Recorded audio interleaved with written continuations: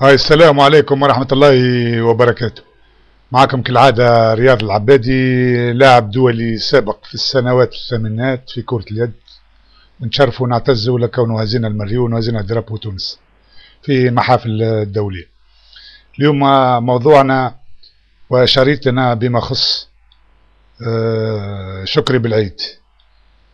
كما تعرفوا الناس الكل، شكري بالعيد هو واحد من رموز الفساد، وهو أحد الأشخاص اللي يعمل الثورة المضادة ضد الحكومة الشرعية اللي انتخبها الشعب وضد الشعب التونسي. وهذا الأستاذ شكري بالعيد خسر فيه البدلة الكحلة، بدلة المحاماة. هو توا يدافع على أعداء الثورة كما مدير قناة نسمة نبيل القروي، وكل فساد كل متاع رجال أعمال قوادة الطرابلسية وبن علي وغيرهم من الفاسدين.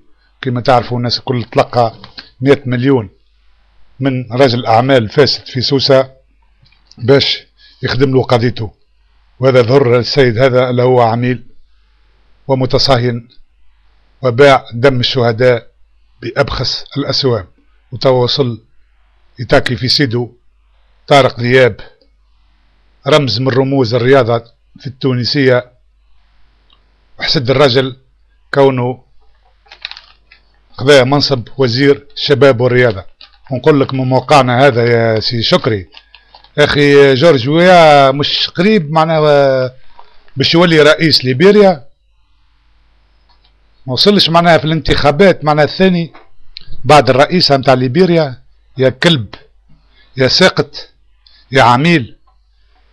وبيليه اذا ما وصلش وزير الشباب والرياضة في البرازيل، وشنو ثقافتهم؟ فايدة في الثقافة هو متاعكم؟ وش عملتوا بها الثقافة كل متاعكم؟ ما كلكم اطحنوا، كنتوا بن علي 23 سنة انتم طايحين على كروشكم، تلسحوا في الصبابط، تمسحوا في الصبابط متاع سيادكم والترم متاع سيادكم. لا تربح مذهب والدين بوكم الكلب. شلاغم طحين لعاملهم وجيت تطحن وتخرج علينا تورينا في وجهك في التلفزة وتآمر على هذه الثورة المجيدة. وعاملين عصابة الهم متاعكم واحد برك هو الجنس والمال. الله لا تربحكم يا قفافة يا قفافة التجمع وحكومة الظل. عملت العار. شنو الكومبلو تعملوا فيه؟ لعبة قذرة ما يلعبها كان قذر. عندكم لا دين لا ملة يا خماج يا حثالة التجمع يا طحانة الطرابلسية. وانا حبيت نعمل فيديو هذا ليس دفاعا على طارق دياب، ما دفاع على الحق لإنارة الرأي العام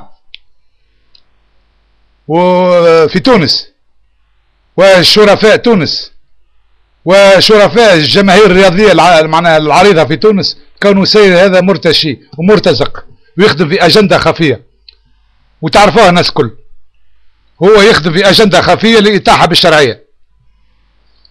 واحنا نقول لكم من موقعنا هذا يا كلب يا جاهل، ما عادش تتكلم على سيادك، ما عادش تتكلم على سيادك بهذه اللغة. تعرف لا طارق دياب هو مدرسة، وكل لاعب معناها وطني يغير على طارق دياب لخاطر هو تكلم وقتها الناس كل ساكتة وما متشيدوا الوزير. يا كلب يا عميل يا ساقط يا شلاغم الطحين. وهذا ما عندي ما نقول له الكلب هذا الخامش. والسلام عليكم ورحمة الله وبركاته.